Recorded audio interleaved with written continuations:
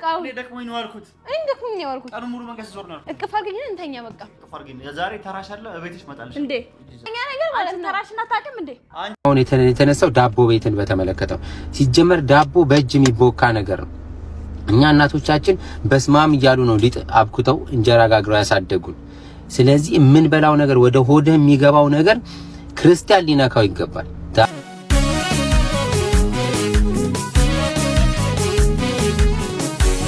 ድግናችሁ እንግዲህ ባልተለመደና በማይጠበቅ ስራ እየመጣሁኝ ነው አሰላሙ አለይኩም ወራህመቱላሂ ወበረካቱ ወደ ተከብራችሁ ተመልካቾቼ እንኳን ደህና ቆያችሁኝ እንግዲህ እንደተለመደው ዛሬ ቪዲዮ ይዤላችሁ መጥቻለሁኝ ዛሬ ጁማ ነው እንግዲህ መልካም ጁማ ይሁንላችሁ ለሁላችሁም የተባረከ የተቀደሰ ጁማ ይሁን እንደተለመደው እንግዲህ ይሄን ቪዲዮ ላይክ በማድረግ ጀምሩት ስለዚህ ቤት አዲስ ከሆናችሁ ሰብስክራይብ በማድረግ የቤተሰብ አባል እንዲሆኑ በአክብሮት ጠይቃለሁኝ ስለምትከታተሉኝ ስለምትደግፉኝ በጣም ነው የማመሰግነው ቀጥታ ወደ ዛሬ ቪዲዮ እናልፋለን እንግዲህ እዚህ ጋር የምትመለከቷቸው ሶስት ሰዎች ሙስሊም ነን ብለው ነው የሚያስቡት እነሱ ነገር ግን እስልምናን ያሰደቡ ነው እዚህ ቪዲዮ ላይ አብዛኛው ገብታችሁ ብታዩት የተጻፈው ኮሜንት በጣም እጅግ የሚያስነውርና ልብ የሚነካ ነው ሳይድ እኔ እንደውም ዛሬ አምሮኛል ሳይድ ተነሳተኛ ተነሽ አንቺ ደግሞ እስኪ አይማ አበጥጡኝ ነኝ ተነሱና ሁለታችሁ ያው እኔ ውሃ ትቼ ነው መጨመርባችሁ ሁለታችሁንም ተነሱና ልቀቅኝ አንቺ ደግሞ ተራሽ አይደለም ዛሬ ዞር በይ ልቀቅኝ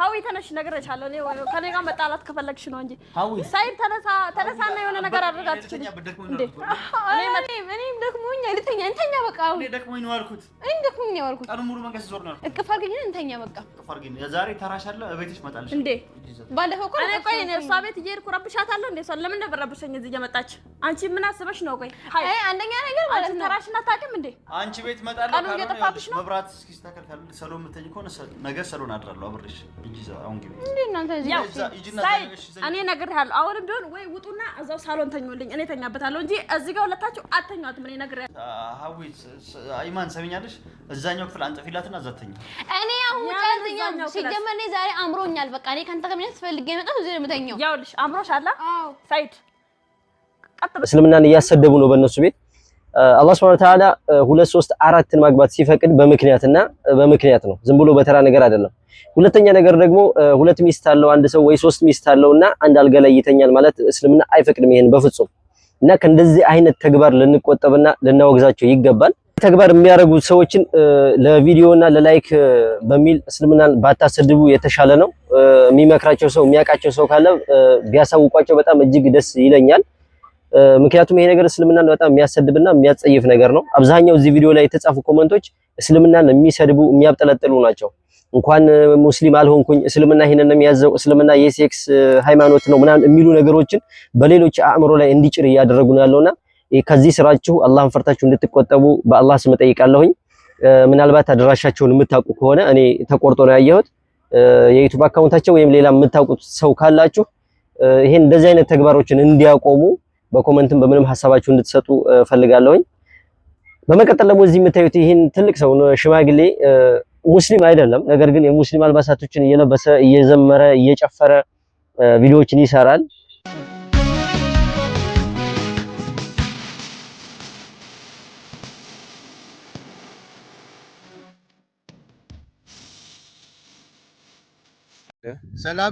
ሰላም ውድ ኢትዮጵያውያን ኤርትራውያን የቲክቶክ ቤተሰቦቼ አባቴ ብሩካን እንዴት ናችሁ ዛሬ በዚህ በሐዋሳ ከተማ በታቦር ተራራ ላይ በጸሎት ነው ያለነው የሚገርመው ነገር ደግሞ በጣም የማከብረው በጣም የምወደው የእግዚአብሔር ብዙ የሚጠቀምበት የእግዚአብሔር ሰው ዛሬ አጋጣሚ ሆኖ ከሱ ጋር አብረን እየጸለይን ነውና በየኮሜንቱ ላይ የሚታዩ ነገሮች በጣም እጅግ ልብ የሚነኩ ናቸው እንደዚሁ ይሄም ነገር ሊወገዝ ይገባል የራሱን ሃይማኖት አልባሳቶች ለብሶ የፈለገውን ነገር ማንጸባረቅም ማሳየትም ይችላል ነገር ግን ስሙንና ተግባሩን የሙስሊም አድርጎ ስሙንና አልባሳቱን የሙስሊም አድርጎ ተግባሩን የሌላ ነገር ማድረግ እጅግ በጣም የተከለከለና የሚወገዝ ነገር ነው ይሄንንም ልንቃወም ይገባል በመጨረሻ ደግሞ እንግዲህ ዩቲናስን ሁላችሁም ታውቋታላችሁ ከዚህ በፊት በአለባበሷም ሆነ በአንዳንድ ነገሮቿ በጣም ብዙ ዳኢዎች ማለት ይቻላል በጣም ብዙ ወንድሞች ሊነቅፏትና ሐሳብ ሊሰጧት ሊተቿት ሞክረዋል ነገር ግን ከዚህ ተግባሯ ልትመለስ አልፈለገችም እንግዲህ አላህ Subhanahu Wa Ta'ala ይምራት ምንም ሊባል አይችልም አሁን ደግሞ ሌላ ስራ እስልምና እጅግ ከሚያወግዘው ተግባር ውስጥ አንዱን ደግሞ ተካትቼበታለሁኝ በዚህ ነገር እመጣለሁ እያለች ይገኛል። ይህንን ነገር መስራት አልፈለኩም። ምክንያቱም ይህንን ነገር እንደምትሰራ ማስፋፋትና ማስታወቂያ መስራት ነው ለሷ ብዬ የማስበው። ምንም ያህል ተመልካቼ ትንሽና ዝቅተኛም ቢሆንም ሙስሊም ሆኖ ከእስልምና ያፈነገጠ ነገር ሲሰራ በውስጥ ለማውገዝና አንዳንድ ነገሮችን ለማድረግ ብንሞክር የተሻለ ነው። ምክንያቱም ማስታወቂያና ለነሱ ይበልጥ ተመልካች እንዲያገኙ ባናበረታታቸው ብዬ አስባለሁኝ። በዚህ ግለሰብ ላይ ደግሞ ሐሳባችንን እንሰጣለን። እንግዲህ ይህ ግለሰብ ጥላቻው እጅግ ድንበር አልፎ ተሻግሮ ውስጡ ሰርስሮ በልብሎ ምናምን ደርሷል። በመጨረሻ ውሳኔው ላይ ከሙስሊሞች አትግዙ የሚል ነገርና በተለይ ዳቦ ቤት ከሙስሊሞች አትግዙ እያለ ነው። አሁን የተነሳው ዳቦ ቤትን በተመለከተው ሲጀመር ዳቦ በእጅ የሚቦካ ነገር ነው። እኛ እናቶቻችን በስማም እያሉ ነው ሊጥ አብኩተው እንጀራ ጋግረው ያሳደጉን። ስለዚህ የምንበላው ነገር ወደ ሆድህ የሚገባው ነገር ክርስቲያን ሊነካው ይገባል። ዳቦ ይሄ ምግብ ቤት መጠጥ ቤት ምናምን የሚጠጡ ትኩስ ነገር ሻይ ምናምን ማለት የሚሰራ ምግብ ነገር ጠቅላላ ክርስቲያኖች ቤት መሆን መቻል አለበት። ክርስቲያኖች መነገድ አለብን።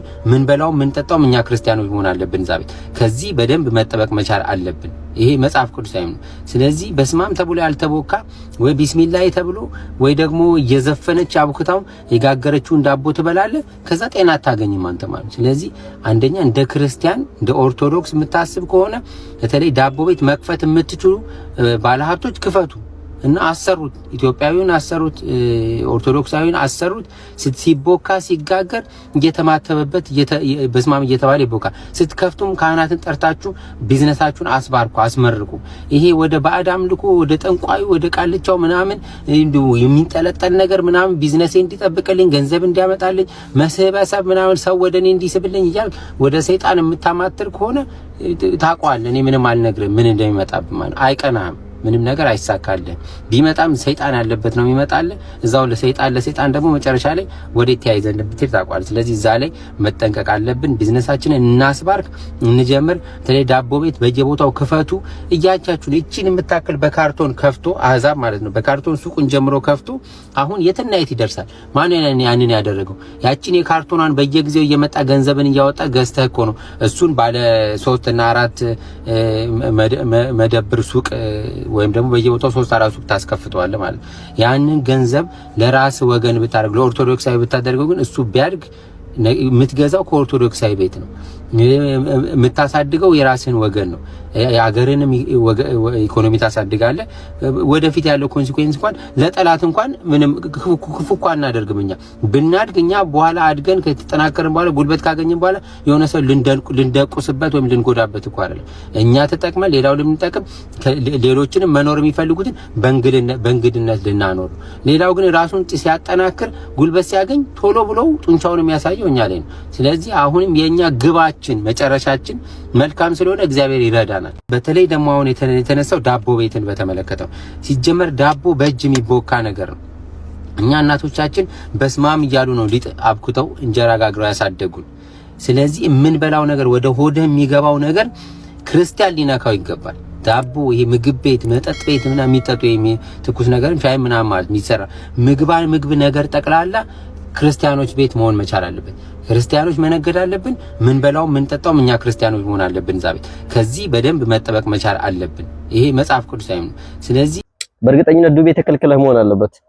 ይሄን ሐሳብ ያመጣው ነገር ግን አሁን እንዳልከው በአንድ ካርቶን ሆነች ነገርናም ከፍቶ ከዛ በኋላ ላይ እናንተ ስለገዛችሁት ሰውየው ተለወጠ 3-4 ሱቅ ከፈተ ምናምን ማሻአላህ አይደለ? ያ ዳቦ ሲሸጥ የነበረው ግለሰብ እኮ ዳቦውን እኮ ከመሬት አንስቶ አይደለም እየለቀመ አይደለም እየሸጠ ያለው። ዱቄት ገዝቶ አብኩቶ ጋግሮ ልፋት አድርጎበት ነው። ከዛ የሱ ትግል ተጨምሮ ነው አሁን ላልከው ደረጃም ከደረሰ ማለት ነው።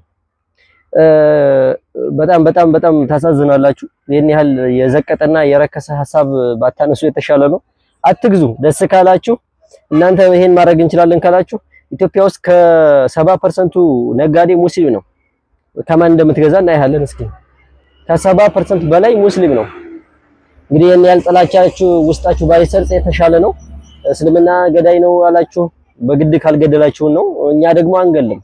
ምክንያቱም ሃይማኖታችን ይሄን አያዝም። ገዳይ አይደለንም፣ እንድንገልም አያዝም። አይደለም ሰው ለመግደል እንስሳውን ልታርደው ራሱ ሆነ ቢላዋን ፊት ለፊቱ እንስሳት ፊት ለፊት አትሳል የሚል እምነት ነው ያለን እና ጥላቻችሁን በልክ አድርጉ።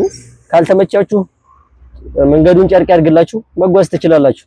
ነገር ግን መውደቂያ የለህም፣ እኛ እጅ ነው የምትወድቀው። ዞሮ ተዟዙሮ ትዕግስቱን ይስጥ። እንግዲህ እስከዛሬ 35 ዓመት ሆድህን ከርስን ስትሞላ ኑረህ ቢስሚላህ ተብሎ ስለሆነ የሚጋገረው እና እንትን የሚባለው ለጤናችን ጥሩ አይደለም። ኧረ ተው።